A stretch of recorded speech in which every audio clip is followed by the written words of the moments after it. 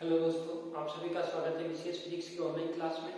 तो आज अपन ने जैकोबियन पढ़ लिया था, जैकोबियन के क्वेश्चन कर लिए थे। अब उसके बाद आपका एक नया टॉपिक आता है जिसमें आपने पढ़ रखा है डाइवर्जेंस, ग्रेडियंट और कर्ल। तो इससे रिलेटेड मैंने कुछ क्वेश्चन बताए थे, कुछ प्रॉपर्टी बताई थी और कुछ चीजें आपको बता चुका था। और आज हम इसको क्या करना है, इसका डेरिवेशन करना है। तो सबसे पहले मैं बात करता हूँ किसकी, अपना जो टॉपिक का नाम है वो है अपने पास अदिश प्रवणता। तो जो अदिश प्रवणता होती है वो क्या होती है, ये तो अपन को समझना है। एक अपने पास इसका रिजल्ट क्या आता है, ये अपन का इसका फिजिकल मीनिंग क्या होता है और कैसे इसका डेरिवेशन होगा। यदि आपको याद हो तो 12th में मैंने ये डेरिवेशन आपको कराया है। 12th में नहीं, सॉरी, बीएससी फर्स्ट ईयर में। जो बीएससी फर्स्ट ईयर के जब आप आए थे तो आपकी स्टार्टिंग बुक्स थी, जो मैंने सेकंड बुक स्टार्ट की थी इलेक्ट्रोमैग्नेटिक, उसमें यूनिट फर्स्ट की वो डाइवर्जेंस ग्रेडियंट का रिलेटेड थी, तो उसमें ये सब डेरिवेशन करवा चुका हूं। डिफरेंस क्या आएगा, डिफरेंस ये आएगा कि वहां पे अपन ने क्या प्रूफ किया था कि कोई भी डाइवर्जेंस उसका होता है उसको डेल से लिखते थे। यहाँ पे ये कौन सा फंक्शन होता था अपने पास, स्केलर या वेक्टर। तो यहाँ पर जानते हैं कि जब ग्रेडियंट की बात होती है तो ग्रेडियंट पर हमेशा कौन सा फंक्शन अप्लाई होता है, डेल किस पर ऑपरेट होता था, कौन सा था अपने पास, स्केलर। और इसका जो रिजल्ट मिलता था वो क्या मिलता था अपन को, वेक्टर मिलता था। ये चीज आपको मैं पहले बता चुका हूँ कि कोई भी ग्रेडियंट था, इसका मीनिंग क्या हो गया, ये हो गया ग्रेडियंट। यानी मैं कह सकता हूँ कि फाई में जो अधिकतम परिवर्तन की दर है, क्या फाई में, यानी ये क्या अपना कोई भी फाई या मान लो कि कोई भी फील्ड है यानी क्षेत्र है, यदि फील्ड में क्या हो अपने पास मैक्सिमम चेंज हो, क्या हो अपने पास मैक्सिमम चेंज, तो वही क्या बताता है अपना अदिश प्रवणता की परिभाषा। यानी अपन को यदि डिफाइन करना है कि ग्रेडियंट ऑफ स्केलर क्या होता है, तो अपन कह सकते हैं कि किसी भी फील्ड में या किसी भी रीजन में या किसी भी क्षेत्र में उसका अधिकतम परिवर्तन व्यक्त किया जाए तो अधिकतम परिवर्तन अपन किससे व्यक्त करते हैं, ग्रेडियंट से। तो ये इसकी क्या हो जाएगी, आपकी डेफिनेशन हो जाएगी। और यहाँ जब वहां मैंने आपको प्रूफ बताया था तो वहां आपने ये वाली चीज प्रूफ की थी, del by del X I cap del by del Y J cap plus del by del N ठीक है। तो ये चीज मैंने वहां प्रूफ करके बताई थी। अब यहाँ पे क्या डिफरेंस क्या है, आप तो कहोगे कि ये फर्स्ट ईयर में भी था, ये सेकंड ईयर में भी है, तो फिर डिफरेंस क्या आएगा आपके पास, कुछ नहीं आएगा। ऐसा नहीं है, डिफरेंस आएगा, 100% आएगा। देखो वहां पे जो कोऑर्डिनेट सिस्टम की बात कर रहे थे वो कौन सा कोऑर्डिनेट था, केवल Cartesian coordinate X Y Z axis की बात हो रही थी। यहाँ पे जो बात हो रही है वो किसकी हो रही है, कर्व लीनियर कोऑर्डिनेट सिस्टम यानी वक्रगामी निर्देश तंत्र की बात हो रही है। यानी क्या होगा, वक्रगामी निर्देश तंत्र यानी कर्व ऑर्थोगोनल कोऑर्डिनेट सिस्टम की बात हो रही है। तो वो मैंने बताया था कि जैसे कि अपने पास कोई भी निर्देशांक एक्सिस होती है तो कितनी एक्सिस होती है, अपने पास 3 एक्सिस होती है। तो u1 u2 और u3 क्या हो गई, अपनी एक्सिस हो गई। फिर वो अपन कहते हैं उसे वक्रीय निर्देश तंत्र, तो वक्र के रूप में इनके निर्देशांक होते हैं। तो ये वाला u1 वक्र हो गया, ये u2 हो गया और ये u3 वक्र हो गया। तो डिफरेंस आएगा वो केवल इसमें ही आएगा। अब यहाँ पे अपन को प्रूफ क्या करना होगा, जो अपन ने निकाला था डेल इक्वल टू क्या लिखते हैं अपन, e1 h1 डेल अपॉन में del u1 e2 h2 del upon में del u2 plus e3 h3 del upon में डेल u3। अपन जानते हैं कि डेल को अपन ने कर्वगामी यानी वक्रगामी निर्देश तंत्र में किससे लिखा, इससे लिखा। तो ये वाली चीज यहाँ पे क्या करनी है, प्रूफ करनी है। जो फर्स्ट ईयर में किया ना वो ये किया था। ये डिफरेंस आएगा दोनों में, जो आपने पहले पढ़ चुके हो और जो अब पढ़ने जा रहे हो, ठीक है। बाकी कंसेप्ट वही रहेगा आपका, केवल थोड़ा बहुत चेंज आएगा। तो वो हम देखते हैं चेंज क्या क्या आएगा।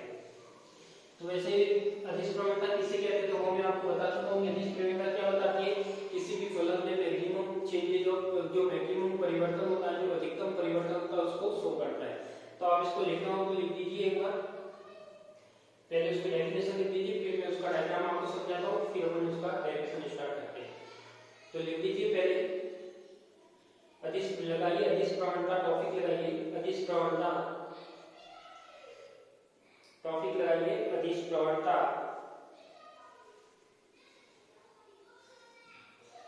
और उसमें लिखिए अदिश प्रवणता सदैव अदिश फलनों की ज्ञात की जाती है। अदिश प्रवणता सदैव अदिश फलनों की ज्ञात की जाती है। अदिश प्रवणता सदैव अदिश फलनों की ज्ञात की जाती है। अदिश प्रवणता सदैव अदिश फलनों की ज्ञात की जाती है।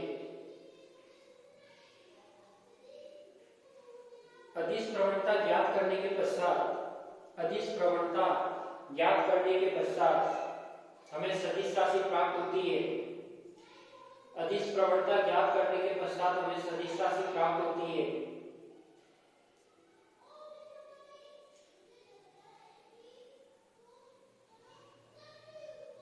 अदिश प्रवणता ज्ञात करने के पश्चात हमें सदिश राशि प्राप्त होती है, अर्थात अदिश प्रवणता एक सदिश राशि है, अर्थात अदिश प्रवणता एक सदिश राशि है, अर्थात अदिश प्रवणता एक सदिश राशि है।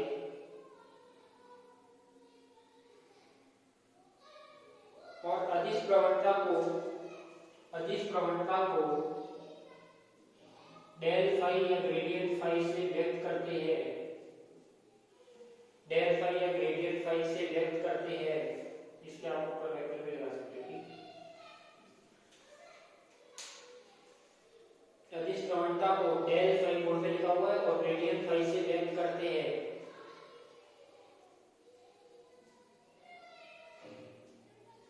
नई लाइन से लिखना कि किसी अदिश फलन में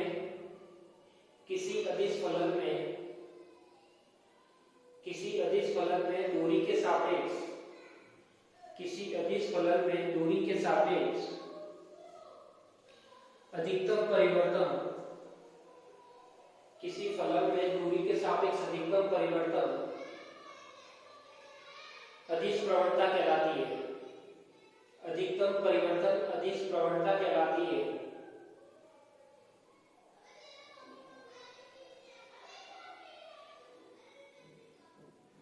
अब लगा लो इसका गणितीय विश्लेषण, या लिख लो टॉपिक का नाम तो लगा लो कि अदिश प्रवणता वक्र लांबिक निर्देश तंत्र में या लांबिक वक्र रेखीय निर्देश तंत्र में।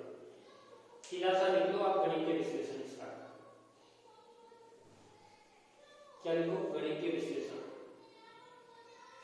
अब देखो अपन एक बार डायग्राम को समझ लेते हैं। डायग्राम को समझने के बाद डायग्राम की थ्योरी लिखते हैं और उस थ्योरी के बाद अपन उसका डेरिवेशन करते हैं। ये अपनी स्टेप टू स्टेप रहती है।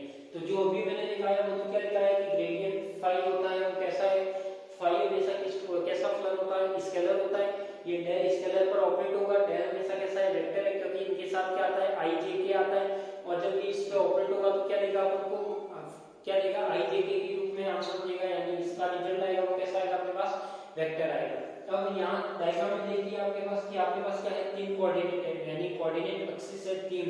तो जब अपन बात करें इसकी कर्व लीनियर कोऑर्डिनेट सिस्टम में, तो उसके लिए कोऑर्डिनेट मान क्या मानते हैं, u1 u2 और u3। तो सबसे पहले मैंने क्या किया, u1 u2 और u3 कोऑर्डिनेट का कोई भी एक फ्रेम ऑफ रेफरेंस मान लिया।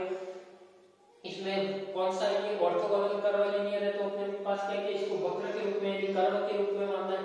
तो ये मैंने इसके कर्व मान लिए, u1 कर्व, u2 कर्व और u3 कर्व, यानी तीनों एक्सिस के रेस्पेक्ट में क्या आ गए, तीनों कर्व आ गए। अब अपन बात करते हैं डायग्राम जो आपने फर्स्ट ईयर में पढ़ा था वही डायग्राम है, सेम कांसेप्ट। ठीक है, तो सबसे पहले मैंने क्या किया, दो पृष्ठ मान लिया, यानी एक पृष्ठ मान लिया मैंने S1, दूसरा पृष्ठ क्या मान लिया मैंने S2। जब S1 पृष्ठ का पोजीशन वेक्टर की बात करता हूं तो पोजीशन वेक्टर हमेशा कहां से होता है, वो पॉइंट या मूल बिंदु से।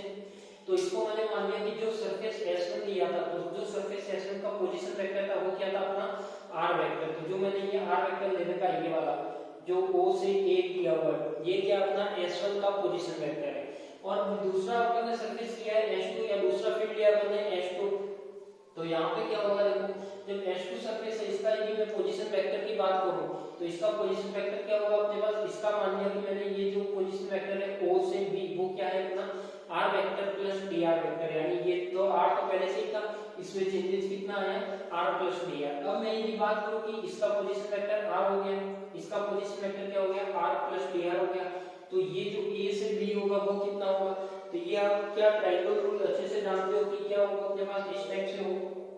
ये क्या हो गया अपना OA हो गया, और ये क्या हो गया अपना OP हो गया, ये OB हो गया, ये OA हो गया। अब ये अपन को परिवर्तन देखना है, तो इसका भी डायरेक्शन कैसे है, ऐसे है। तो यदि मैं लिख सकता हूँ कि ये क्या था अपना R, ये था R प्लस dr, तो ये कितना आ जाएगा आपका dr, ऐसे तो आएगा। तो देखो यदि मैं बात करता हूँ, ये R मान लिया प्लस ये x मान लिया, और ये क्या हो गया R प्लस का dr। अपन यहाँ से चलेंगे तो डायरेक्शन के साथ चलेंगे, तो R मान लिया, यहाँ मान लेते हो कोई भी x वेक्टर, या फिर आप इसको x में मान के क्या लिख दो, AB वेक्टर। ठीक है, तो ये क्या लिख दिया हमने AB वेक्टर, और इक्वल टू ये डायरेक्शन ऑपोजिट आ गई, तो ये इसके इक्वल होगा, तो R से R कैंसिल हो जाएगा। तो AB देगा वो कितना देगा अपन को डी आर वेक्टर। तो जो इस दोनों के बीच में जो चेंजेज आएगा वो कितना आएगा आपके पास डी आर वेक्टर, ठीक है। तो ये तो हो गया। अब अपन जानते हैं कि मैं यूनिट वेक्टर की बात करूं, जो अपने पास ये फील्ड ली है, मान लिया कि ये फील्ड का जो विभव था वो कितना था या फाई था, और ये कितना था फाई प्लस का डी फाई था, ठीक है। यदि मैं इसकी यूनिट वेक्टर की बात करूं तो यूनिट वेक्टर आप जानते हो कि कैसा होता है, हमेशा सरफेस के परपेंडिकुलर होता है। तो ये मैंने क्या किया, सरफेस से परपेंडिकुलर ले लिया, जो ये एकांश सदिश बना रखा है n कैप। तो जब इसको मैं a से c के लिए डिफाइन करूंगा तो इसको मैं क्या लिख सकता हूं कि इसकी डिस्टेंस कितनी होगी, ये dn मान ली। तो ये तो मान ली मैंने n कैप क्या मान लिया, इसका एकांश सदिश। ये डिस्टेंस मान ली मैंने ac कितनी dn, क्योंकि ये क्या है एकांश सदिश यूनिट वेक्टर की फॉर्म है, और जो ab है वो क्या आपका r वेक्टर प्लस का dr वेक्टर है, ठीक है। तो ये हो गया। अब आपको समझ में आ गया होगा कि ये क्या माना, दो मैंने क्या माने, दो फील्ड माने s1 s2, एक का पोजीशन वेक्टर r वेक्टर, दूसरे का r vector plus dr vector. ये हो गई डिस्टेंस dn, और ab की डिस्टेंस हो गई r किस तरह से आई है, dr इस तरीके से आया। बाकी इसमें कुछ भी मानने वाला है नहीं, तो इसी को मैं आपको लिखवाऊंगा। तो आप पहले सबसे पहले इसका डायग्राम बना लीजिए, जल्दी से जल्दी इसका डायग्राम बना दीजिए। डायग्राम थोड़ा सफाई से बनाना, 2 या 3 कलर के पेन यूज कीजिए। अब इस टॉपिक का नाम तो मैं हटा दूं, क्योंकि हमको डायरेक्शन करना है तो थोड़ा चलेगा लंबा। तो जल्दी से आप इसका डायग्राम बना लीजिए, फिर अपन इसकी थ्योरी लिखते हैं, फिर क्या करते हैं इसको डायरेक्शन में स्टार्ट करते हैं।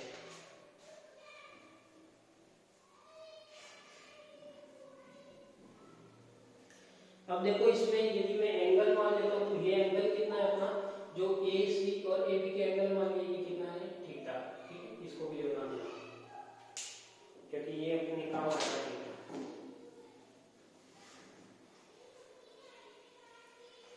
तो जल्दी से इसका डायग्राम बना दीजिए, फिर अपन आगे चलते हैं।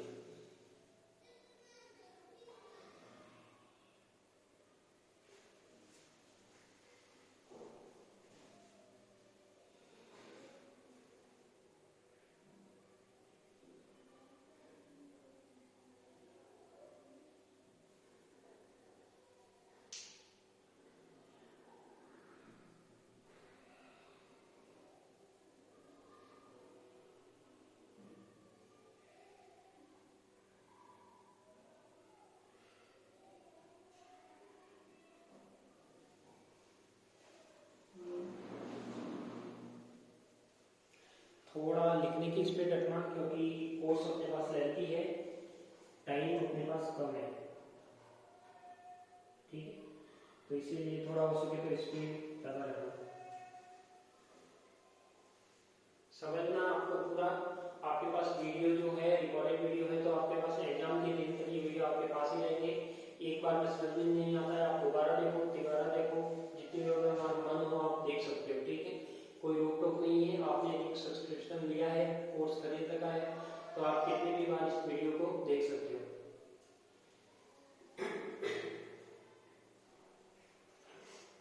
बना दिया तो चले आगे।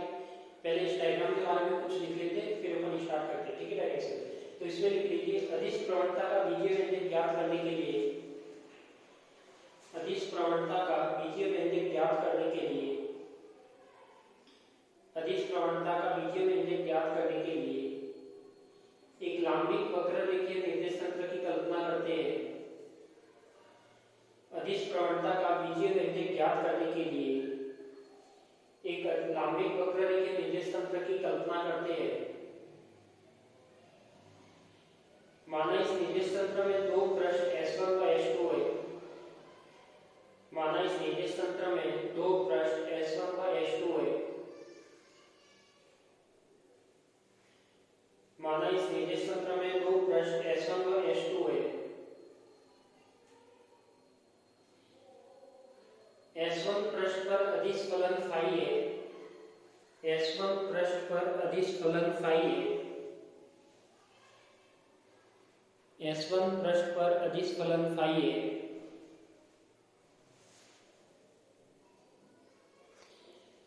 तथा S2 पृष्ठ पर अदिश फलन फाई प्लस डी फाई है, तथा S2 पृष्ठ पर अदिश फलन फाई तथा डी फाई है, फाई प्लस डी फाई है।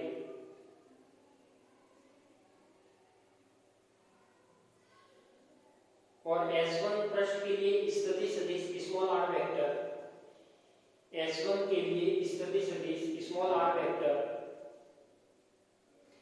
और S2 के लिए स्थिति सदिश r प्लस dr वेक्टर है। देखो मैंने सब कुछ डायग्राम में लिख रखा है। S1 पृष्ठ के लिए जो स्थिति सदिश है वो r वेक्टर है, S2 के लिए जो स्थिति सदिश है वो r vector plus dr vector है।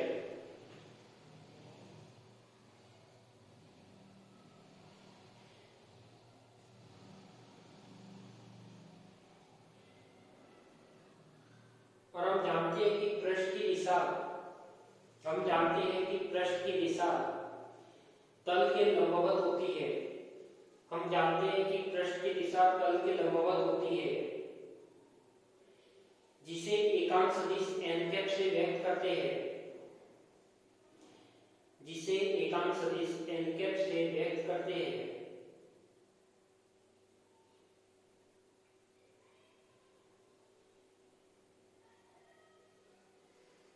जिसे एकांक सदिश n कैप से व्यक्त करते हैं।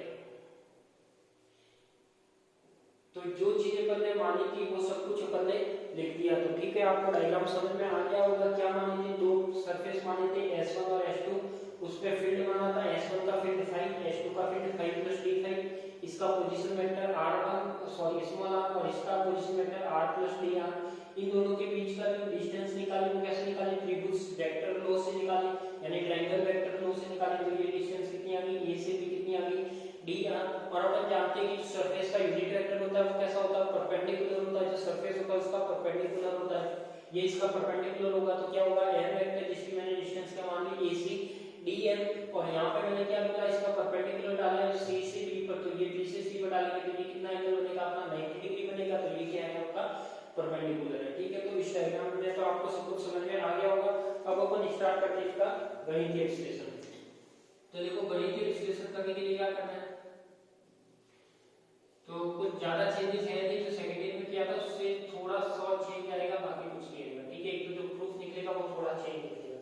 अब यदि मैं बात करता हूँ किसकी, इसमें बात करता हूँ किसकी? गणितीय विश्लेषण की। तो देखो, मैं एक ट्रायंगल की बात करता हूँ। कौन सा? ट्रायंगल ABC में यदि मैं त्रिभुज ABC में यदि cos थीटा निकालना चाहूँ, cos थीटा क्यों निकालना है अभी हमें पता लगेगा। यदि cos थीटा निकालना चाहूँ तो यार cos थीटा क्या होता है? आधा बटा कौन होता है? कि अभी किससे लिखते हो आप? लाल कक्का से लिखते हो। ठीक है, तो ये क्या आता है? sin, ये क्या आता है? cos, और ये क्या आता है? tan। तो cos क्या होता है? आधा बटा कर्ण होता है। तो इसको मैं यदि आधा बटा कर्ण में लिखना चाहूँ तो आधा बटा कर्ण क्या आएगा? आप पहले को अपना, तो आधा का क्या आएगा? आपका जो आधा है, यानी आधा देखो यहाँ पे थीटा बन रहा है, तो थीटा के सामने क्या होगा? क्या होगा अपने पास? लंब होगा। तो अपन कह सकते हैं कि जो आधा होगा वो क्या होगा अपने पास? dn, और ये क्या होगा? dr। ठीक है, यानी ये क्या हो गया? जो बेस हो गया वो तो ac हो गया, ये क्या हो गया? अपना कर्ण हो गया। तो देखो dn इक्वल टू क्या हो सकता है अपना? dr cos theta. dn equal to dr cos theta. अब मैं क्या करता हूँ? अब मैं एक ही लाइन मानता हूँ कि अब अपन क्या माने? एक तो a की दिशा में और एक ac दिशा में फलन, इस फलन में क्या देखते हैं अपन? परिवर्तन देखते हैं। तो अपन देखते हैं कि a b दिशा में अदिश फलन फाई में परिवर्तन किया, फाई में परिवर्तन। तो अब देखो ये परिवर्तन कितना है? यदि मैं इस परिवर्तन की बात करूं कौन सी डायरेक्शन में कर रहा हूं? ए बी डायरेक्शन में। तो एक तो देखो फलन क्या है अपने आप, जो फलन में परिवर्तन हुआ, यहाँ फाई का वहां क्या है? Phi plus D phi. तो दोनों में ये चेंजेस देखे तो कितना होगा? वो डी फाई होगा। तो ये मैंने लिख दिया डी फाई। अपर में क्या आएगा? कौन सी डायरेक्शन में? ए बी डायरेक्शन में। तो ए बी डायरेक्शन में उसके लिए क्या आएगा अपने पास? बी आर ले रखा है, तो ये क्या आएगा आपका? D R. इसको मैं मान लेता हूँ समीकरण नंबर 1, सॉरी 2 मान लेता हूँ। अब क्या करता हूँ? ए बी दिशा में लिखिए। अब मैं लिख सकता हूँ ए सी दिशा में, AC दिशा में अदिश फलन फाई में परिवर्तन, अदिश फलन फाई में परिवर्तन। तो ये कितना आएगा आपके पास? ये आएगा आपके पास डी फाई अपॉन में dn। ठीक है, अब मैं क्या करता हूँ? देखो समीकरण 2 में जो समीकरण डी फाई अपॉन में डी आ रहा है, तो यहाँ से डी आर की वैल्यू रख सकता हूँ समीकरण 1 से।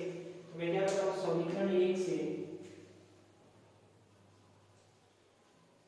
समीकरण 1 से 2 में dr का मान रखना पड़ता है। क्या रखने पर, डी आर का मान रखने पर, ठीक है। तो ये क्या आएगा अपना, देखो जो ये आएगा ये आएगा अपने पास, क्या आएगा अपने पास, यदि मैं d5 में क्या रखता हूँ, d5 अपॉन में डी आर का, और डी आर के मैं लिख सकता हूँ डी एन और cos थीटा, ठीक है, ये लिख सकता हूँ। यानी ये क्या दे रहा है, ये ए बी दिशा में है, इस फलन में परिवर्तन या फाई में परिवर्तन, सीधा सा लिख देता हूँ फाई में परिवर्तन, ये तो दे रहा है इस फलन में परिवर्तन, कौन सी डायरेक्शन में, ए बी डायरेक्शन में। अब यदि देखो यहाँ पे ये तो क्या हो गया, d5 अपॉन में डी एन हो गया, और ये साथ में क्या आ गया, cos थीटा। अब अपन जानते हैं कि जो अपने पास अदिश फलन क्या शो करता है, वो उसको अधिकतम चेंजेस को शो करता है। यदि मैं यहाँ पे अधिकतम परिवर्तन के लिए cos थीटा का मान कितना मान सकता हूँ, cos थीटा का मान ज्यादा से ज्यादा कितना होता है, 1 होता है। तो मैं लिख सकता हूँ कि अधिकतम परिवर्तन के लिए, यानी मैक्सिमम चेंज के लिए, अधिकतम परिवर्तन के लिए जो cos थीटा होगा वो कितना होगा, मैक्सिमम होगा, और cos थीटा मैक्सिमम कितना होता है आपके पास, कितना होता है, 1 होता है। तो ये हो जाएगा आपके पास, जब cos थीटा 1 होगा तो cos थीटा वैल्यू कब होगा, जब क्या हो, यदि थीटा इक्वल टू क्या हो अपना 0 डिग्री हो, तो cos थीटा अपना क्या होगा, 1 होगा, ठीक है। ये इसी कंडीशन पर cos मैक्सिमम 1 हो सकता है जब क्या हो अपना पास थीटा इक्वल टू 0 हो। अब मैं समीकरण 4 को इस तरीके से लिख सकता हूँ, देखो अब समीकरण 4 को मैं किस तरीके से लिख सकता हूँ कि जो ए बी दिशा में,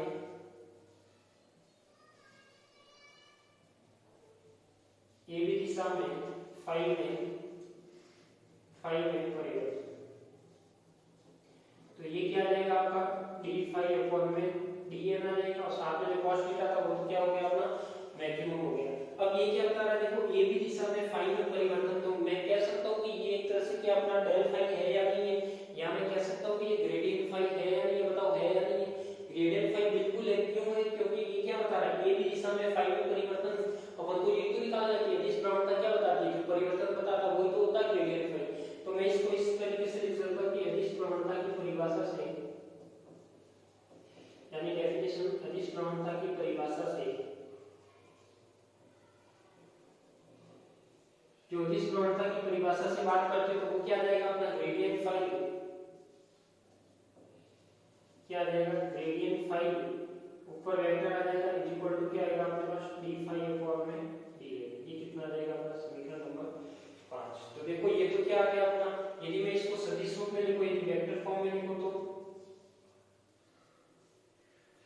सदिश रूप में क्या आ जाएगा, इसका एक n कैप और जुड़ जाएगा, तो साथ में क्या आ जाएगा अपना gradient phi is equal to d5 upon में dn, और साथ में क्या आ जाएगा n।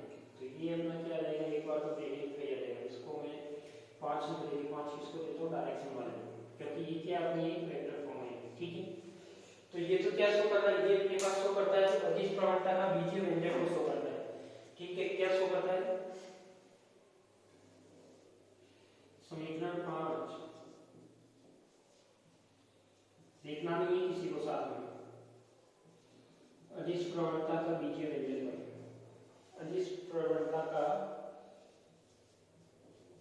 बीजीय व्यंजक को व्यक्त करता है,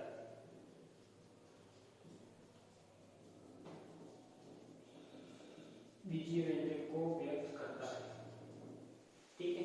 तो ये क्या हो गया, इसमें शायद कोई भी आपको कंफ्यूजन होगा नहीं, कोई भी डाउट होगा नहीं। तो इसमें मैंने क्या किया, देखो सबसे पहले क्या किया कि जो अपने पास जो ट्रायंगल बन जाता है, यहाँ डायग्राम को केवल यहाँ प्रेस करने का, इसके बाद में बेटा हुआ यहाँ भी बोर्ड पे लिखूंगा, फिर आप देखना, ठीक है। तो देखो सबसे पहले क्या किया मैंने, ट्रायंगल में माना है कि एबीसी में cos थीटा लेके आधार घटक आना था, आधार क्या लेगा, आधार घटक का तो dn अपॉन में dr आ जाएगा, ठीक है। तो dn की वैल्यू क्या होगी, dr cos थीटा। यदि मैं किस में परिवर्तन देखता हूँ, चीज में, यानी किस डायरेक्शन में अपन को परिवर्तन देखना है, यानी चेंज ऑफ फलन फाई, यानी change of function phi in direction कौन सी, ab। तो आपको क्या लिखना है कि change in function phi in direction ab, तो यहाँ पे जो चेंज आएगा वो कितना आएगा, d5/dr आएगा। और यदि मैं ac डायरेक्शन में लेता हूँ तो चेंज इन फंक्शन फाई या change in function phi in direction in ac, तो ये आ जाएगा d5/dn आ जाएगा। यहाँ से मैंने क्या किया, जो समीकरण 2 में dr की वैल्यू निकाली समीकरण 1 से, तो समीकरण 1 से वैल्यू क्या आएगी, तो dn अपॉन में cos थीटा आएगा। देखो क्या आएगा, dr की क्या वैल्यू निकालोगे तो dn अपॉन में cos थीटा आएगा, ठीक है। तो dn अपॉन में cos थीटा आएगा, तो मैंने डी आर की वैल्यू अपनी दी, तो यदि मैं यहाँ से वैल्यू निकाल लेता हूँ, आपकी यदि लिखना हो तो लिख लो, कंफ्यूज मत होना। यदि डी आर निकालना है तो ये आपका क्या आएगा, डी एन अपॉन में कॉस थीटा आएगा। तो देखो ये डी आर की वैल्यू मैंने कहाँ रखी, यहाँ पे रखी, तो डी आर की जगह डी एन आ गया, कॉस थीटा नीचे आएगा, तो कहाँ आ जाएगा अपना, ऊपर आ जाएगा। तो इस तरीके से ये हो गया, दोनों में परिवर्तन लिख दिया। फिर अपने क्या लिखा कि जो अपने पास जो वैल्यू आती है वो वैल्यू आगे डिफाइन कर दी है cos थीटा। मैक्सिमम परिवर्तन के लिए cos थीटा का मान कितना होना चाहिए, 1 होना चाहिए, तो cos थीटा 1 कर लिया मैंने मैक्सिमम के लिए, और यहाँ पे क्या कर दिया, उसकी डेफिनेशन आ गई। अब इस डायग्राम में कोई आपको डाउट है तो डायग्राम को मैं हटा सकता हूँ, एक बार के लिए हटा दो, क्योंकि डायग्राम सबने बना दिया होगा और इसमें केवल डायरेक्शन की बात है, डायग्राम की कोई भी बात नहीं है, ठीक है। या फिर आपको लिखना हो तो एक बार लिख लो, एक बार जरूरत पड़ गई तो डायग्राम लिख लो, इतना लिख लो आगे। जल्दी से मैं आपको 2-3 मिनट देता हूँ, इतना लिख दीजिए।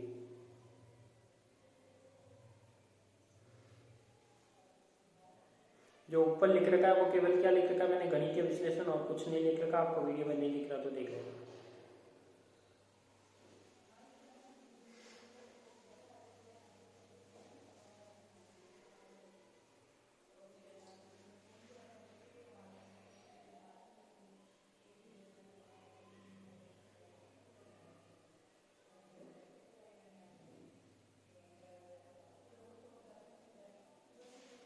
जल्दी से इतना लिख दीजिए, फिर अपन आगे चलते हैं।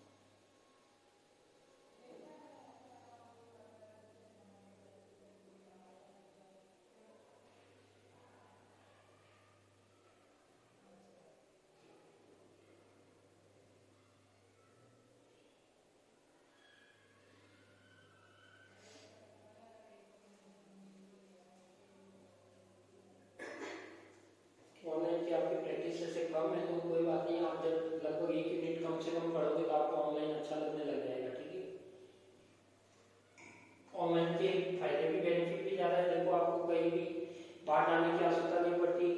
बाकी आप यदि ऑफलाइन कोचिंग जाते हो तो बस का किराया, आने जाने का टाइम, क्योंकि कोचिंग जहाँ भी करोगे तो आपके घर के आसपास तो कोचिंग मिलेगी नहीं, हो सकता है सिटी में दूर मिले।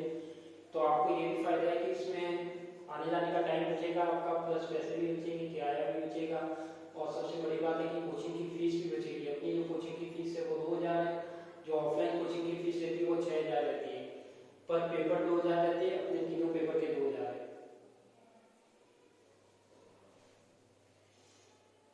ठीक है। तो और भी जिनको पता नहीं है इसके बारे में तो आप उनको शेयर करके बताइए कि घर बैठे मटेरियल अवेलेबल है, आप उसको ज्वाइन कर सकते हो।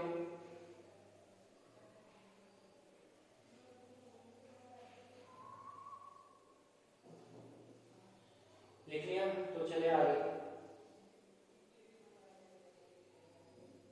बताओ चले आगे, चलो चलते हैं।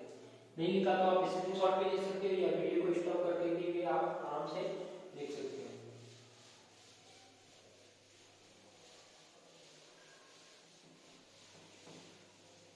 अब देखो मैं क्या करता हूँ, सबका ध्यान वापस बोर्ड पे आ जाना चाहिए।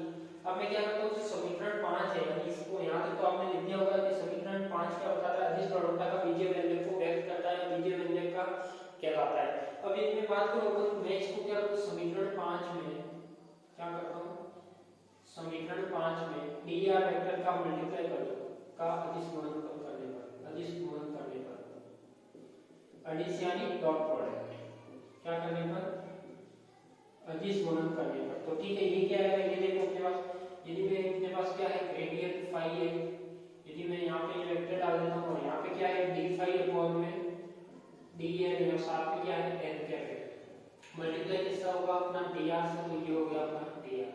अब आप जानते हो कि ये तो क्या होगा अपने पास ग्रेडियंट फाई, साथ में क्या आ जाएगा डी आर और equal to d phi upon में डी एन, और यहाँ पे क्या आ जाता है अपना एन कैप और साथ में क्या आएगा डी आर cos थीटा आएगा, और एन कैप यानी यूनिट वेक्टर का मोल क्या होता है आपके पास जानते हो कि क्या होता है 1 होता है। तो ये क्या आ जाएगा आपके पास ग्रेडियंट फाई और ये आ जाएगा डी आर और equal to d phi upon में डी एन, और साथ में क्या आएगा आपके पास डी आर cos थीटा, क्योंकि इसकी वैल्यू क्या हो जाएगी 1। और अपन जानते हैं जो समीकरण 1 से आप क्या जानते हो, समीकरण 1 से आप जानते हो कि जो डी आर cos थीटा था किसके बराबर था डी एन थी। समीकरण 1 से अपन क्या जानते हैं कि डी आर cos थीटा था वो किसके इक्वल था डी एन के। तो इसको मैं लिख सकता हूं कि जो ग्रेडियंट फाई है क्या है अपना ग्रेडियंट फाई, तो ये किसके इक्वल होगा d r vector equal to क्या हो जाएगा अपने पास डी फाई अपॉन में डी एन और साथ में क्या आ जाएगा डी एन। अब डी एन से डी एन कैंसिल आउट हो जाएगा, तो ये क्या देगा आपको ग्रेडियंट फाई साथ में क्या आएगा d r vector equal to क्या आएगा अपना डी वेक्टर। ये इक्वेशन क्या आ जाएगी ये आ जाएगी, इसको मैं नंबर दे देता हूं 6। ठीक है, अब मैं क्या करता हूं, देखो अपने पास ये ग्रेडियंट फाई को मैं घटक के रूप में लिख दूं, यानी इसको मैं क्या करूं घटक के रूप में लिखूं। अब अपने पास जब घटक लिखोगे तो ये ग्रेडियंट तो क्या शो करता है डायरेक्ट तो शो करता है, और फाई क्या शो करता है फाई अपने पास क्या शो करेगा वो भी फंक्शन को शो करेगा। तो यदि मैं जो ग्रेडियंट फाई है इसको घटक के रूप में लिखूं तो ये क्या आएगा अपना, ये आएगा अपना g1 g2, यानी इसको मैं लिख देता हूं पहले घटक के रूप में। ठीक है, आपको पता नहीं होगा सही, यही आपके लिए कुछ नया है यही से, बाकी तो आपने जो पहले का पढ़ रखा था वही है सब कुछ। यदि मैं क्या करता हूं इसको, यदि हम जानते हैं कि यहाँ पे लिख देता हूं अदिश प्रवणता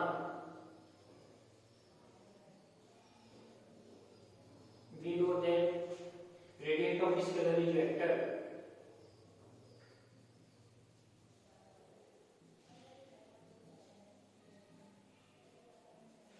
अदिश प्रवणता एक सदिश राशि है, अतः इनको घटक के रूप में लिखने पर, अतः इनको घटक रूप में लिखने पर, तो देखो घटक के रूप में लिखता हूं तो ये क्या आएगा अपना, ये आ जाएगा gradient phi is equal to देखो g1 e1 cap plus g2 e2 cap plus g3 e3 cap. देखो मैंने क्या किया, केवल घटक के रूप में माना है, ये कोई फिक्सेबल वैल्यू नहीं है जो आपने पढ़ी होगी।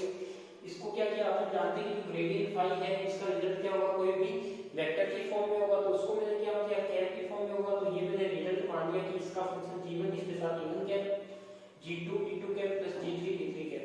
अब यदि आप वक्रलांगिक में मैंने बताया था कि जो डी आर वेक्टर होता है वो भी आपको बता चुका हूं मैं, तो वो क्या होता है वो मैंने आपको लिखाया था कि जो वक्रलांगिक में यानी कर्वीलिनियर कोऑर्डिनेट सिस्टम में वक्रलांगिक में जो डी आर वेक्टर होता है यानी स्थिति सदिश होता है, वो बताओ मैंने क्या लिखा था आपको याद हो तो, किसी को याद है क्या?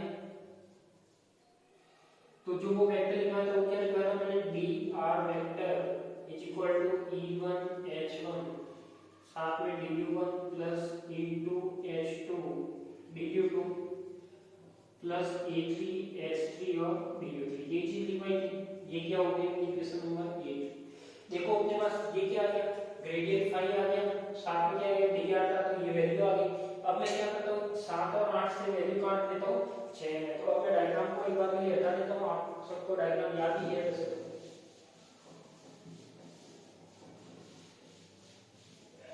देखो इसको एक सॉल्यूशन करते हैं, तो ये सॉल्यूशन कैसे आएगा आपका,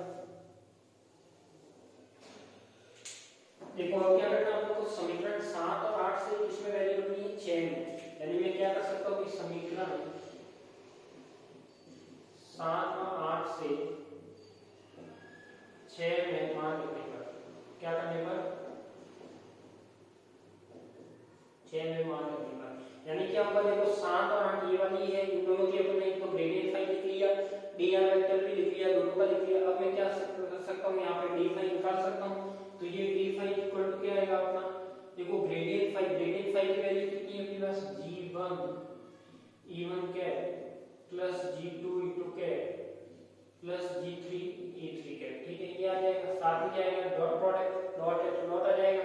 dr वेक्टर क्या आएगा, dr वेक्टर आएगा अपने पास E1 H1 du1 plus E2 cap H2 du2 plus E3 cap H3 और du3, ठीक है, ये आ जाएगा। अब अपन जानते हैं अब क्या होगा आपके पास, अब होगा कि अपने पास जो ये है अपने पास डॉट वाला, अब इसमें देखो G1 G2 और ये क्या हो जाएगा अपने पास, यदि मैं इसकी बात करूं तो अपने पास यदि आप इसको जानते हो कि यदि E1 और E1 डॉट तो क्या होगा अपने पास 1 होगा, ऐसे E1 डॉट E2 क्या होगा अपने पास 0 होगा। इस टाइप से रिलेशन होते हैं। तो यदि मैं रिलेशन निकालना चाहूं d5 का, तो देखो d5 क्या आएगा अपना, देखो यहां से ये कंपेयर होगा तो E1 1 होगा, बाकी सब दोनों टर्म 0 होगी, तो ये क्या आएगा अपना G1 H1 du1 क्या आएगा, ये आएगा। ऐसे ही अपना जो सेकंड टर्म आएगी वो क्या आएगी G2 H2 du2 plus third term आएगी वो क्या आएगी G3 H3 और du3। इसको मैं नंबर देता हूं कितना 9। तो देखो यहां तक एक आपको कोई डाउट हो तो होता, यानी इतना तो आप जो समझ में आया वही किया है, कुछ भी चेंजेस नहीं किया, तो इतना तो आपके लगभग हो जाएगा। यदि इसके बाद का कोई डाउट है तो बताओ, नहीं तो फिर आगे चलते हैं।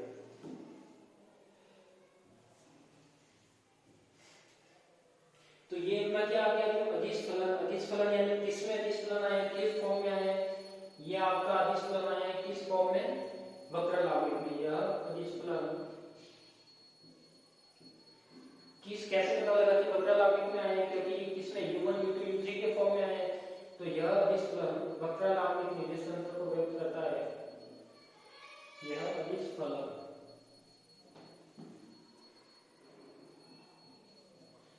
लांबिक वक्र के निर्देश तंत्र में व्यक्त करता है।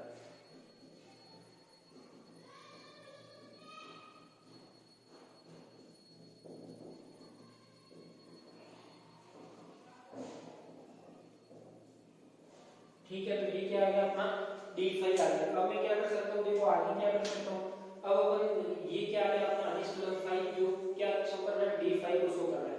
अब अपन जो पहले फर्स्ट स्टेप में मानते थे, क्या मानते थे कि अपने पास यदि फलन को मैं क्या कर दूं f5 इक्वल टू माना phi इक्वल टू क्या लिख सकता हूँ f u1 u2 और u3 तीनों को यदि कोऑर्डिनेट फॉर्म में लिखता हूँ, तो इसका क्या करूं मैं, संपूर्ण आंशिक अवकलन कर दूं, क्या करूं संपूर्ण आंशिक अवकलन यानी पार्शियल डेरिवेटिव।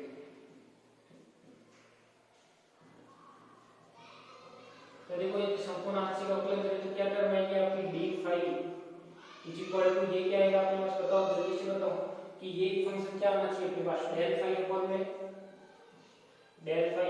डेल u1 साथ में du1 आएगा, डेल फाई अपॉन में डेल u2 और साथ में du2 आएगा, और डेल फाई अपॉन में डेल u3 और साथ में du3 आएगा। कितनी हो गई समीकरण नंबर 10। अब देखो समीकरण 9 है और समीकरण 10 है, दोनों d5 को व्यक्त कर रहे हैं, ये भी d5 को व्यक्त कर रहा है, तो मैं इसको क्या कर सकता हूँ, कंपेयर कर सकता हूँ। यानी मैं देखो यहाँ पे जब दोनों टर्म सेम आ रही तो इसको कैसे कंपेयर करेंगे, समीकरण, इसको मैं लिख सकता हूँ समीकरण 9 व 10 से du1 du2 व du3 के गुणांकों की क्या करते हैं, तुलना करते हैं, के गुणांकों की तुलना करते हैं।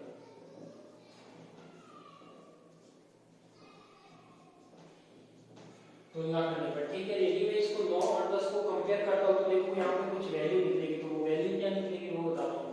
देखो ये वाली और ये वाली टर्म कंपेयर होगी, इधर तो दोनों तरफ d5 है तो इस साइड वाली टर्म कंपेयर होगी, तो du1 और du1 यहाँ से हटेगा तो जो वैल्यू आएगी वो क्या आएगी g1 h1 is equal to del phi upon में डेल u1। एक वैल्यू तो ये आएगी आपके पास, ठीक है।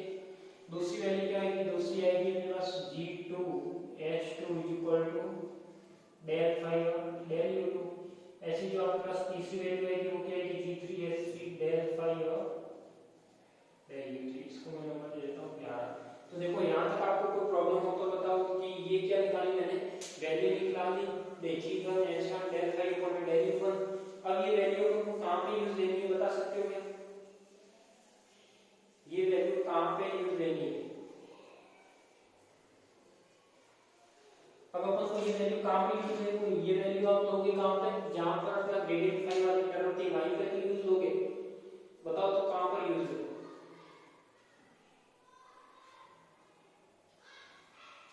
बताओ जल्दी से बताओ कि कहाँ पर यूज है ये।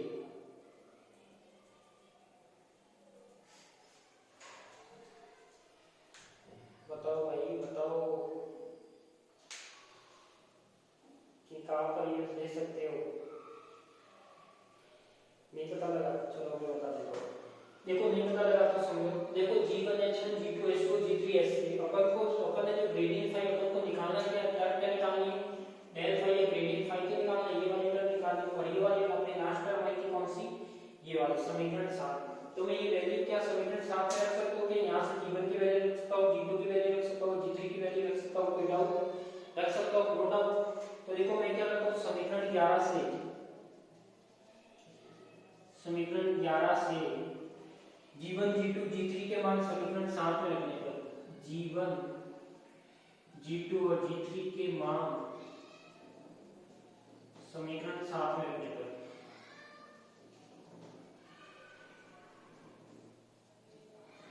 तो ये क्या है आपके पास। देखो जब ये वैल्यू होगी तो ये तो आपका आ जाएगा ग्रेडियंट फाई, ये आपका ग्रेडियंट फाई। G1 की वैल्यू क्या होगी, देखो G1 की वैल्यू, देखो G1 की वैल्यू क्या होगी 1 अपॉन में ये H1 नीचे जाएगा तो ये क्या बचेगा अपना G1 की वैल्यू E1 कैप अपॉन में H1, साथ में क्या आ जाएगा आपका डेल फाई और अपॉन में डेल V1। ठीक है, ऐसे ही मैं दूसरी की बात करूं तो ये क्या आएगा अपना E2 कैप अपॉन में H2 डेल फाई अपॉन में डेल V2। तीसरा क्या आएगा E3 कैप अपॉन में H3 डेल फाई अपॉन में डेल V3। तो ये टर्म आ जाएगी आपकी समीकरण नंबर 12। अब लगभग देखो आपका प्रूफ आ गया। अब क्या करना है अपन को फाई तीनों से कॉमन निकालना है, फाई इधर भी कॉमन है तो जो डेल की वैल्यू आएगी वो किसके बराबर आएगी, जो अपन को प्रूफ करना था उसके इक्वल आ जाएगी। तो एक बार इतना आप लिख लीजिए फिर अपन आगे बढ़ते हैं। इतना लिखिए फिर अपन आगे बढ़ते हैं।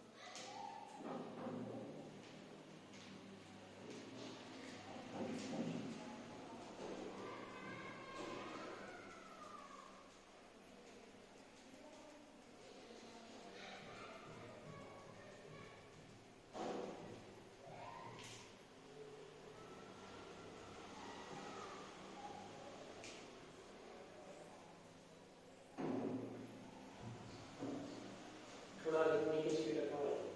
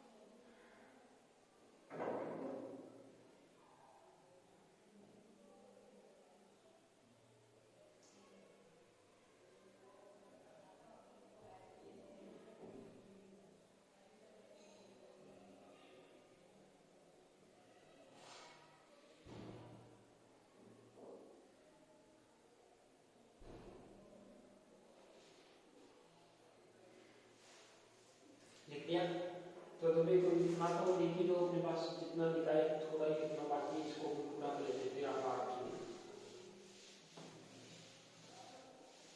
देखो क्या क्या मैंने अपनी ये वाली वैल्यू आ गई थी अपने पास ये वाली। तब मैं क्या करता हूँ कि यहाँ पे ये लिख सकता हूँ कि समीकरण 12 क्या है, समीकरण 12 वक्र लांबिक निर्देश तंत्र में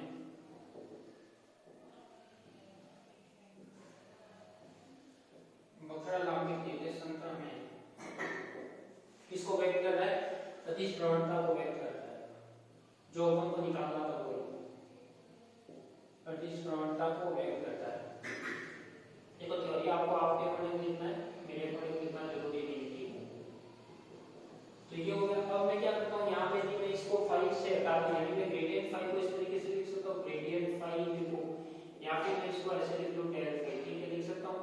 तो ये क्या आएगा अपना जो आएगा ये वाली टर्म आएगी E1 अपॉन में H1 डेल अपॉन में डेल U1 E2 के अपॉन में H2 डेल अपॉन में डेल U2 प्लस E3 के अपॉन में H3 डेल अपॉन में डेल U3।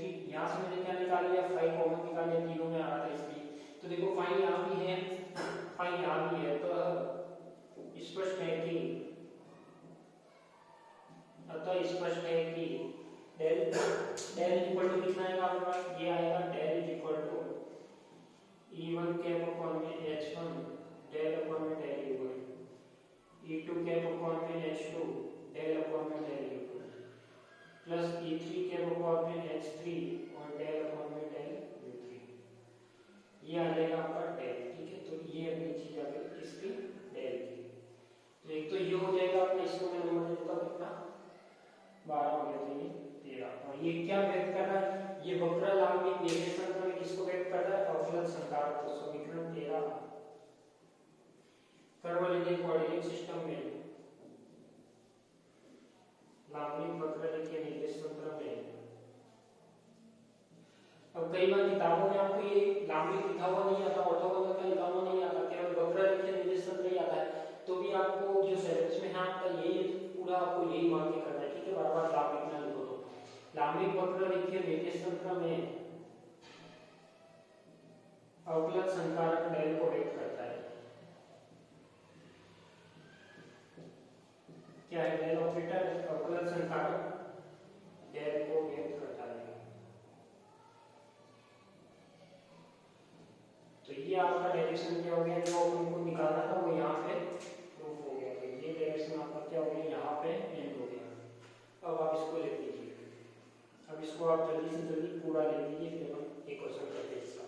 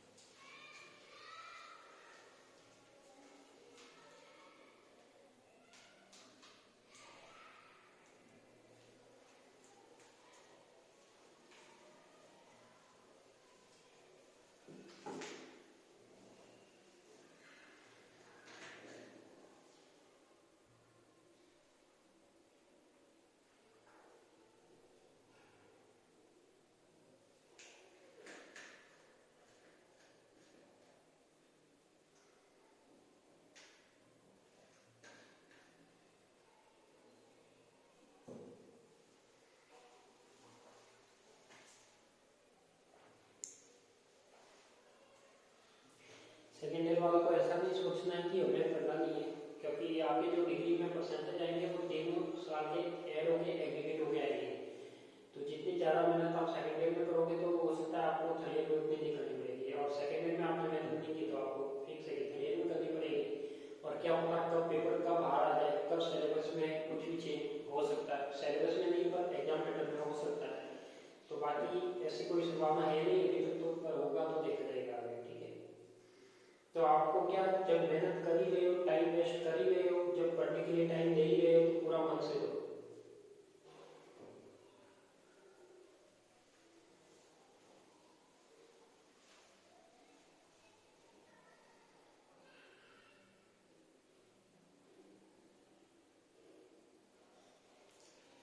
जल्दी से लिखिए इसको।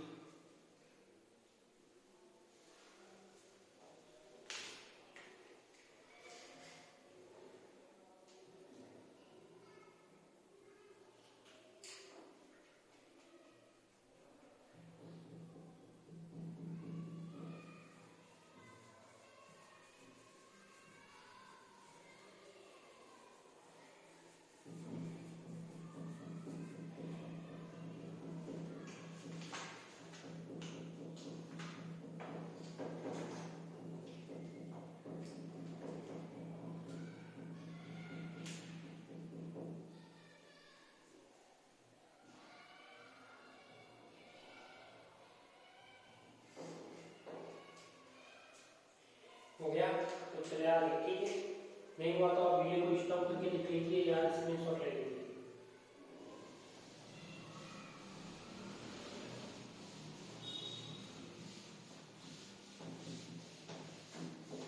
अब इसका अपन क्या करते हैं, क्वेश्चन करते हैं, फिर ऊपर डायग्राम्स और कल के बाद नेक्स्ट क्लास में करेंगे।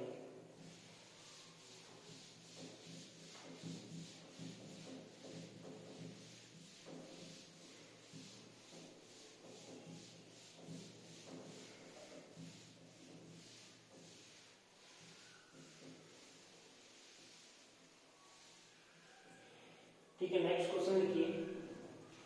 क्वेश्चन है अपना कि लांबिक वक्र रेखा निर्देश तंत्र में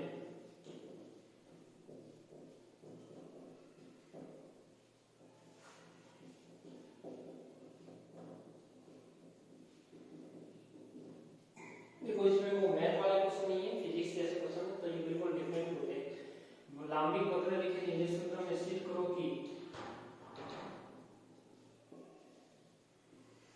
करो कि वर्षित का अपन को करना है डेल ऑफ वेक्टर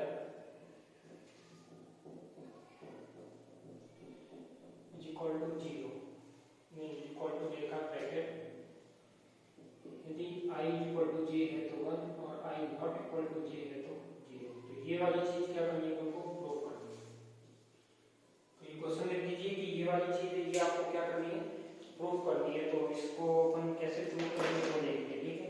तो इसमें देखो, सबसे पहले तो क्या करना है आपको, लांबिक वक्र रेखा निर्देश तंत्र में, यानी आप तो इंग्लिश वाले को लिख सकते हो कि proof that curve linear coordinate system, और ये वाली क्या आपकी टर्म है, तो इसको क्या करना है आपको सॉल्व करना है, ठीक है। तो इसको देखते सॉल्व कैसे होगा अपने पास, यदि मैं वक्र रेखा में डेल की बात करूं, ठीक है, या फिर मैं मान लेता हूं कि इसमें क्या होते हैं, जो लांबिक वक्र रेखा निर्देश तंत्र होता है उसमें क्या होते हैं अपने पास कोऑर्डिनेट कौन कौन से होते हैं, u1 u2 और u3। तो इसको क्या करें, यदि फाई के रूप में लिखे, यदि मैं मान लेता हूं कि माना कि कोई भी फंक्शन है फाई, वो क्या है f u1 u2 और u3 है, ठीक है, ये वाला कोई फंक्शन है। यदि इसको मैं संपूर्ण आंशिक की टर्म में लिखता हूं तो संपूर्ण आंशिक अवकलन से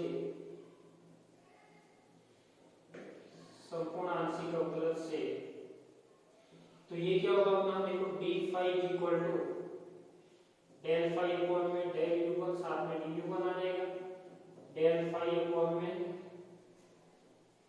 u2 और साथ में du2 आ जाएगा, और डेल फाई अपॉन में डेल u3 और साथ में क्या आ जाएगा आपका du3 आ जाएगा। अब मैं क्या करता हूं, अब मैं जानता हूं कि अपने पास जो अवकलन संकारक का डेल होता है, यानी वक्र लांबिक निर्देश तंत्र में,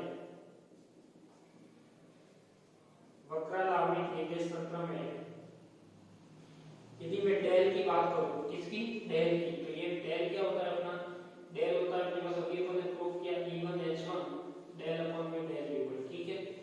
ये क्या था अपना E2 cap H2 del upon में डेल U2, ऐसे क्या था अपना E3 कैप अपॉन में H3 और डेल अपॉन में डेल U3। अब मैं क्या करता हूं, इस डेल को U1 पर ऑपरेट करवाता हूं, यानी U1 से संक्रिया करा देता हूं,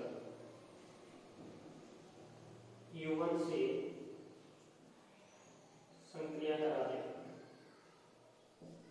देखो, जब u1 से संक्रिया करवाते हैं तो u1 से संक्रिया करवाएंगे तो क्या आएगा आपके पास, ये del u1 is equal to E1 cap upon में H1 और डेल अपॉन में डेल u1, तो ये आ जाएगा डेल u1 अपॉन में डेल u1, ठीक है, प्लस E2 कैप अपॉन में H2 डेल u1 अपॉन में del u2 plus E3 cap upon में H3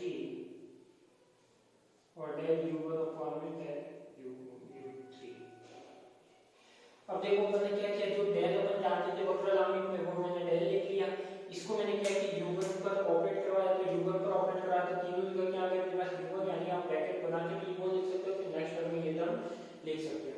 अब मैं जानता हूं कि जो अपने पास देखो डेल u1 अपॉन u1 होगा वो तो रिजल्ट क्या देगा, आपको 1 देगा, और जो del u2 upon del u1 और डेल u2 और ये वाली टर्म क्या होगी अपनी डेल u1 अपॉन में डेल u3, ये क्या होगा अपना 0 होगा। जैसे अपने कार्टेशियन कोऑर्डिनेट में होता था डेल x अपॉन में डेल y क्या होता था, इंडिपेंडेंट यानी फ्रीली होता था, तो 0 होता था, तो यहाँ पे भी क्या होगा, सेम वही होगा।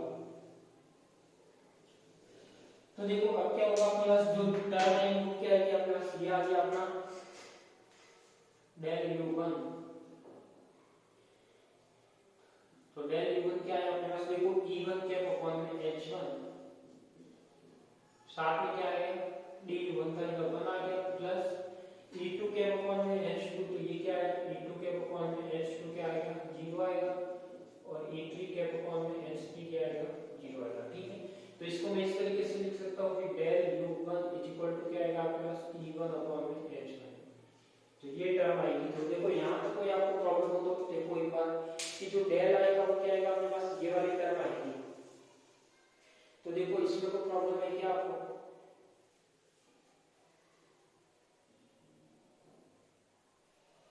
इसमें कोई प्रॉब्लम हो तो बताओ, नहीं तो अपन आगे चलते हैं।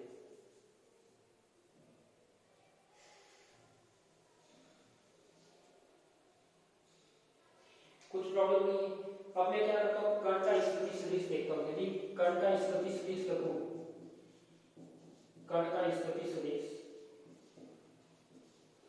कण का स्थिति सदिश क्या होता है अपने पास dr वेक्टर इक्वल टू जो E1 H1 du1 plus E2 cap H2 du2 plus E3 cap H3 और du3। अब ध्यान रखना कि जब मैथमेटिकल फिजिक्स पढ़ रहे हो तो आप जो भी पोजीशन वेक्टर आए या डेल आए तो इनको कार्टेशियन के फॉर्म में मत लिख देना, नहीं तो सब कुछ गलत हो जाएगा। तो ये अपन को सब इसमें लिख रहे हैं, ये अपन लिख रहे हैं सब coordinate curve linear coordinate system में, इसलिए ये सब टर्म अलग अलग आ रही है। तो देखो कण का पोजीशन वेक्टर ये तो जानते ही होता है। अब इसी को मैं क्या करूं कि डेल u1 से क्या करा दूं, ऑपरेट करा दूं, किससे करा दूं डेल u1 से, यानी मैं इस यहां पर डेल u1 का अदिश गुणनफल, तो देखो ये क्या आएगा अपने पास dr वेक्टर डेल u1, ठीक है, ये क्या आएगा आपके पास देखो E1 upon H1, E1 upon में H1, ये du1 होगा, प्लस E2 कैप अपॉन में H2, ये du2 होगा, और प्लस E3 कैप अपॉन में H3, और ये क्या होगा आपके पास डेल u1, ठीक है। डेल u1 की वैल्यू पता नहीं, तो यहाँ से ये वैल्यू है, यानी नंबर में देना चाहो तो नंबर क्या क्या दे सकता हूँ, इसको 1 दे सकता हूँ, इसको 2 दे सकता हूँ, और इसको 3 दे सकता हूँ, ठीक है। अब देखो मैं डेल u1 की ये वैल्यू रख सकता हूँ समीकरण 2 से, तो समीकरण 2 से मेरा जो dr वेक्टर और साथ में क्या डेल u1 आएगा वो क्या आएगा E1 H1, और du1 के साथ क्या होगा अपने पास मल्टीप्लाई होगा, यानी इसको मैं लिख सकता हूँ du1 plus E2 cap H2 du2 plus E3 cap H3, यहाँ पे du3 अपन खा रहे हैं,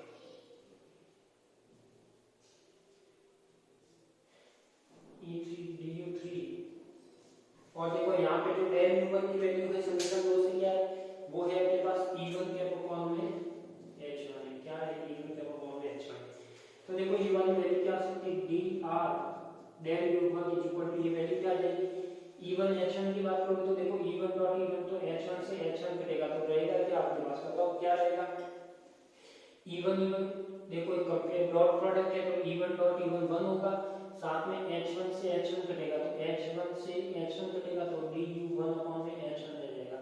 यानी इसको मैं डायरेक्टली लिख सकता हूँ कि ये क्या रहेगा, केवल du1 रहेगा। ठीक है, बाकी क्या रहना चाहिए मेरे पास, ये तो सब कुछ क्या होगा, 1 हो जाएगा, प्लस प्लस क्या आएगा, तो बस सब कुछ 0 आएगा, क्योंकि e1 into 0 देगा, तो du2 प्लस 0 डॉट du3, इसको मैं ले लेता हूँ समीकरण 4।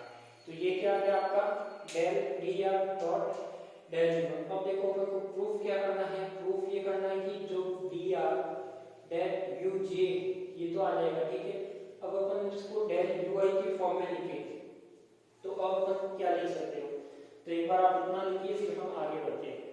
इतना लिख लीजिए,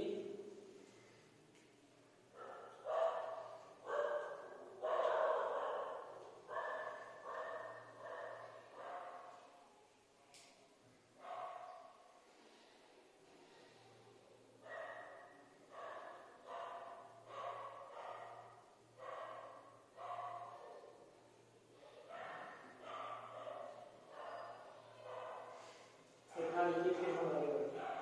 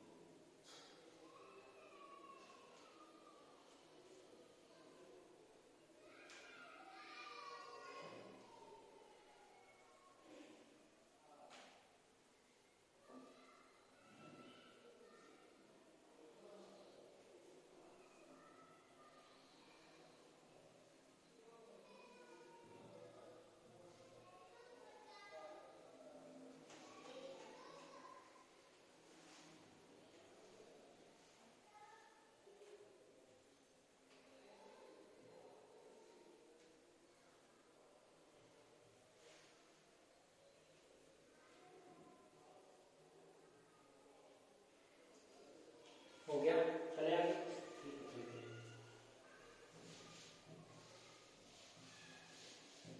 उसके आगे दो लाइन लिखिए, होने के बाद इसके बाद दो लाइन लिखिए। हम जानते हैं कि कण के स्थिति सदिश को, हम जानते हैं कि कण के स्थिति सदिश को, हम जानते हैं कि कण के स्थिति सदिश को निर्देशांकों द्वारा परिभाषित किया जाता है। हम जानते हैं कि कण के स्थिति सदिश को निर्देशांकों द्वारा परिभाषित किया जाता है। हम जानते हैं कि कण के स्थिति सदिश को निर्देशांकों द्वारा परिभाषित किया जाता है, अर्थात स्थिति सदिश निर्देशांकों पर निर्भर करता है, अर्थात स्थिति सदिश निर्देशांकों पर निर्भर करता है, अर्थात फाई को r से प्रतिस्थापित करने पर,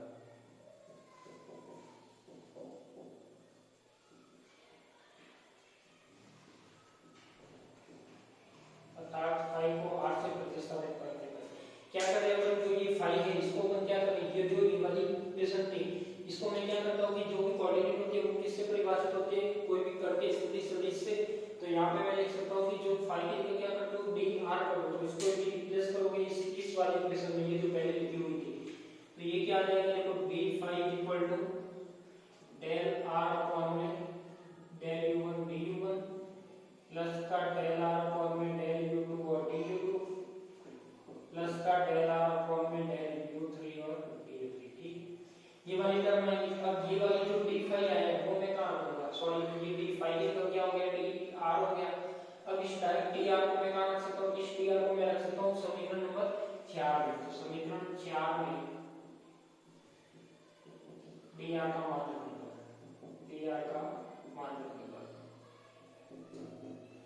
तो देखो ये क्या है, डी आर तो कंप्लीट ये वाली टर्म आएगी, डेल आर अपॉन में del u1 du1 del r upon में डेल u2 और du2 डेल आर अपॉन में डेल u3 और du3, ये तीनों टर्म आ जाएगी। साथ में यहाँ पे क्या है, डॉट डेल u1 है is equal to 1 du1 plus 0 du2 plus 0 du3। अब देखो लगभग अपना आंसर आ जाएगा। कैसे आएगा देखो, यदि मैं यहाँ पे क्या करता हूँ, देखो अपने जो टर्म चल रही है ये वाली टर्म और ये वाली टर्म से क्या होगी, मल्टीप्लाई होगी, या मैं लिख सकता हूँ इसको du की फॉर्म में। तो इसको मैं क्या कर सकता हूँ, डेल आर अपॉन में डेल u1 साथ में क्या था du1, इसको मैं लिख सकता हूँ डेल u1। ठीक है, एक टर्म ये आ जाएगी। दूसरी टर्म क्या है, डेल आर अपॉन में डेल u2 du2 और साथ में क्या रहेगा डेल u1। ठीक है, प्लस डेल आर अपॉन में डेल u3 और साथ में क्या रहेगा du3 और डॉट डेल u1। इसके इक्वल टू में बात करूं तो इक्वल टू की बात करूं तो ये क्या आएगा, देखो ये ऐसे कैसे रहेगा 1 du1 0 du2 और 0 du3। अब देखो मैं इस du1 को तो बाहर लिख सकता हूं, यानी मैं ये भी कर सकता हूं कि नेक्स्ट टर्म में क्या करूं, डेल आर अपॉन में del u1 dot del u1, क्योंकि ये तो एक तरह का क्या कोऑर्डिनेट है, du1 plus del r upon में डेल u2 डेल u1, ये आ जाएगा du2 प्लस का डेल आर अपॉन में डेल u3, ये आ जाएगा डेल u1 और साथ में क्या आएगा du3 इज इक्वल टू क्या आएगा 1 du1 0 du2 0 du3, ये आएगी अपने पास टर्म। अब हम क्या करते हैं, देखो इनको कंपेयर कराएंगे, तुलना कराएंगे।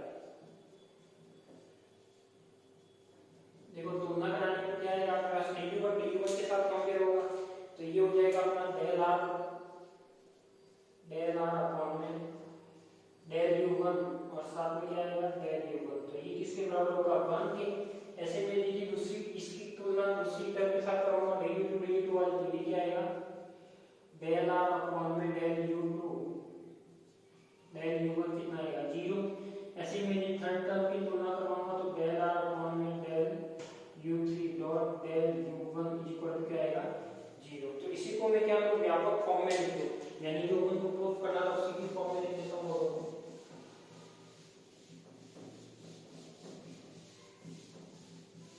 तो ये क्या हो जाएगा, देखो अपने पास ये हो गया, अपने पास ये वाली टर्म आएगी, यानी देखो यहाँ पे u1 है, यानी 1 और 1 है, तब तो क्या आएगा 1 2 और 1 है इसका मतलब 0, 3 और 1 है इसका मतलब 0। तो मैं इसको व्यापक रूप में लिख सकता हूँ, ये व्यापक रूप में लिखूं तो कैसे लिखूंगा, व्यापक रूप में देखो डेल आर ऐसे का ऐसे आ जाएगा अपने पास डेल u आई आ जाएगा और क्या आ जाएगा डेल u जी आ जाएगा। ठीक है, अब मैं यहाँ पे बात करूँ इसके इक्वल टू क्या आएगा, देखो i is equal to j होता है, यानी ये वाली टर्म सेम होती है, यानी i इक्वल टू में कोई भी 1 1 ले लो, चाहे 2 2 ले लो, चाहे 3 3 ले लो, तो वो तो रिजल्ट क्या आएगा 1। और देखो यहाँ पे 2 1 है यानी डिफरेंट है, i और j क्या है डिफरेंट है, यानी i not equal to j है, तो अपना रिजल्ट क्या रहेगा 0। इस तरह से ये क्या हो जाएगा अपना प्रूफ हो जाएगा व्यापक फॉर्म रूप में। तो इसको अपन इस तरीके से लिख सकते हैं। तो ये अपन को क्या करना था, प्रूफ करना था। तो अब आप इसको पूरा लिख दीजिए। तो ये आपका क्या हो गया, ग्रेडियंट ऑफ फील्ड हो गया, इसका एक क्वेश्चन हो गया। ठीक है, जो जो क्वेश्चन आपको मैं करा रहा हूँ इंपॉर्टेंट रहेंगे वो सभी के लिए, तो आपको प्रैक्टिस करनी है, थोड़ी बहुत प्रैक्टिस चाहिए इनमें, क्योंकि ये आपके लिए नया नहीं है।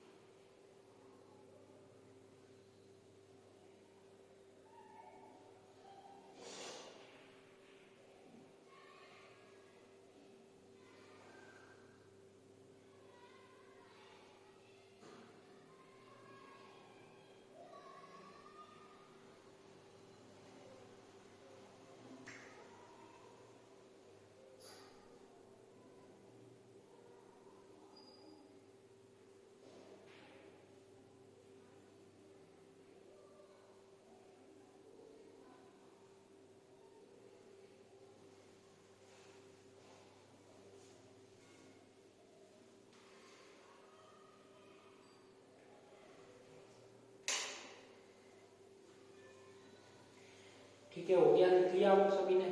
तो आप सभी को धन्यवाद, मिलते हैं अपन कब इसके नेक्स्ट क्लास में। तो नेक्स्ट क्लास में अपना जो टॉपिक रहेगा वो रहेगा कौन सा, ग्रेडियंट अपन ने पूरा पढ़ लिया कर्वलिनियर कोऑर्डिनेट सिस्टम में। अब अपना जो टॉपिक रहेगा वो रहेगा अपने पास डाइवर्जेंस का और कर्ल का। ठीक है, तो एक एक टॉपिक अपन एक एक वीडियो में कवर करेंगे।